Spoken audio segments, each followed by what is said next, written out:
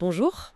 Aujourd'hui, on se penche sur une analyse qui nous donne 5 idées d'action.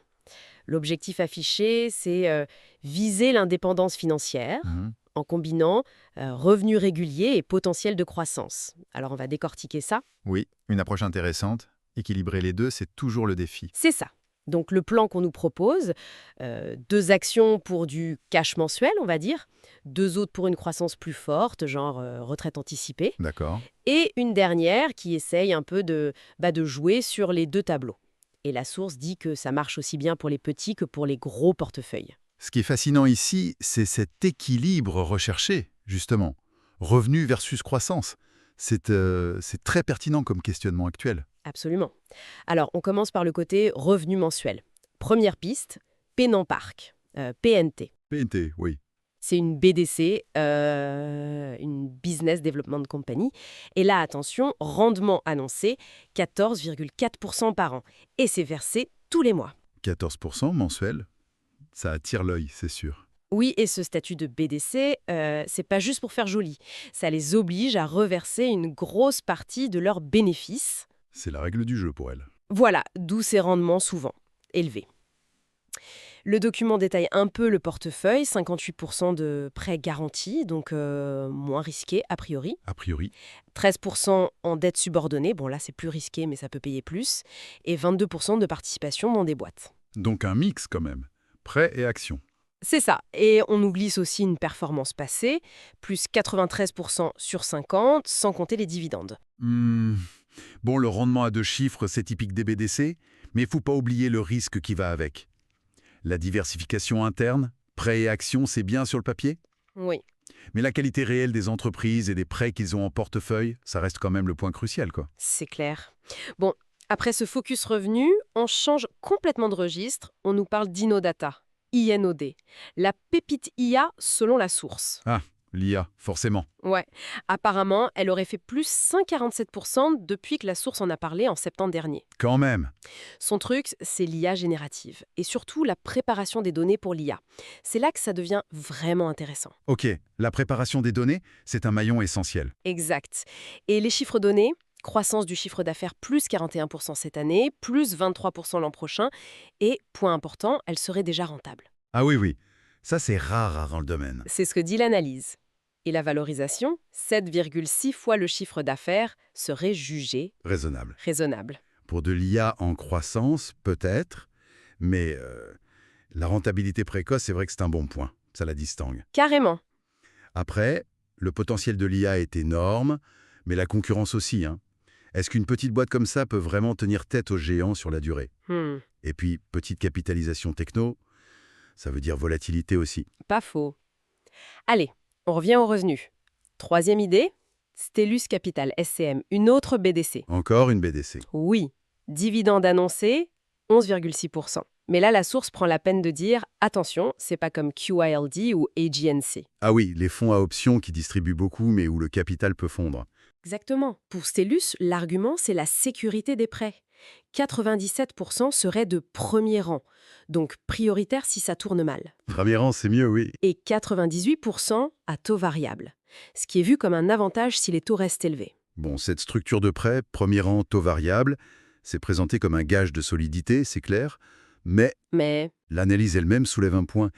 Le rendement moyen des prêts dans leur portefeuille serait de 10,3%. Ah. Alors qu'ils versent 11,6% de dividendes. Donc, il y a un petit écart là. comment ils expliquent ça? La source suggère que ça vient des plus-values sur leur participation en action. Mais bon, c'est un équilibre à surveiller de près quand même. Ok, noté. Quatrième piste, on repart sur la croissance. Asterlabs ALAB, spécialiste de l'infrastructure IPA. L'infrastructure, oui. Moins glamour, mais essentiel. Voilà, c'est une boîte récente en bourse. Elle aurait plu 29% depuis février. Et détail notable, Amazon a mis des billes dedans. Plus de 25 millions de dollars. Ah, Amazon comme investisseur, ça donne du poids, forcément. C'est une forme de validation. C'est l'idée. Leur créneau, c'est la connectivité hyper rapide pour les centres de données IA. Un truc critique. Très critique même. Les prévisions de croissance sont costauds. Plus 77% de chiffre d'affaires cette année, plus 28% l'an prochain. Ils visent 900 millions de dollars de CA. Waouh. Et malgré la hausse récente, le ratio cours-vente, à 29, serait 2 fois plus bas que l'an dernier. Bon, 29 fois les ventes. Même si c'est moins qu'avant, ça reste très élevé. Disons que le marché attend beaucoup, beaucoup de croissance. C'est clair, il n'y a pas droit à l'erreur. Exactement. La moindre déception sur la croissance, et ça peut faire mal. OK. Et on termine avec la cinquième, présentée comme la préférée de la source, Fiserv, FI. Fiserv, un acteur bien établi des paiements. Oui, mais le pari ici, c'est leur potentiel dans les stablecoins et les actifs tokenisés. L'argument clé, Fiserv aurait déjà tout ce qu'il faut. C'est-à-dire, L'infrastructure, les clients, les partenariats. Il cite Amazon, Walmart pour dominer ce marché face à des spécialistes comme Circle, par exemple. le pari sur l'infrastructure existante pour capter la nouvelle vague techno. C'est ça. Le marché potentiel des actifs tokenisés est estimé à, tenez-vous bien, 2000 à 4000 milliards de dollars d'ici 2030. Des chiffres énormes. Et la source insiste sur la rentabilité. Fiserv aurait 30% de marge contre 10% pour Circle. Et un historique solide, 19% par an sur 15 ans. La tokenisation, c'est une tendance lourde, oui. Et l'idée que Fiserv puisse utiliser sa base existante pour s'imposer, ça se tient. Mais Encore un mais. bah, transformer un géant établi en leader agile d'une techno émergente, c'est jamais simple. L'exécution sera vraiment la clé. C'est un gros paquebot à faire tourner. Compris. Et comme Fiserv ne verse pas de dividendes, Pas de revenu direct, là. la source propose une astuce. Utiliser des options d'achat couvertes, les fameux covered calls, pour générer du revenu quand même. D'accord, une stratégie optionnelle. Il donne un exemple.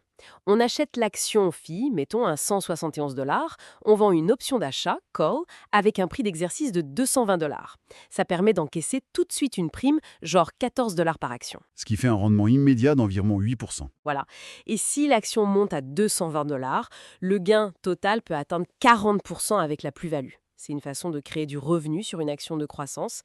Alors, qu'est-ce qu'on retient de tout ça, Sam? On a un panel assez large. Oui, on a vu 5 pistes bien différentes. PNT et STM pour le revenu mensuel, Innodata et Astera Labs pour la pure croissance, IA, et puis Fiserv se parie sur la finance de demain avec cette petite stratégie optionnelle en plus. Le but, c'est de donner des idées pour un portefeuille qui travaille dur, comme ils disent. Et ces exemples illustrent bien, je trouve, cette tension permanente en investissement. Le besoin de cash maintenant versus la quête de la grosse performance future. Surtout dans des secteurs comme l'IA ou la fintech où il y a beaucoup d'enthousiasme. C'est vrai. Et ça soulève une question importante, finalement, pour quiconque investit.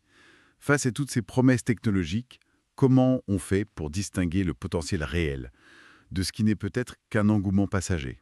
C'est une réflexion essentielle à avoir avant de faire ses propres choix.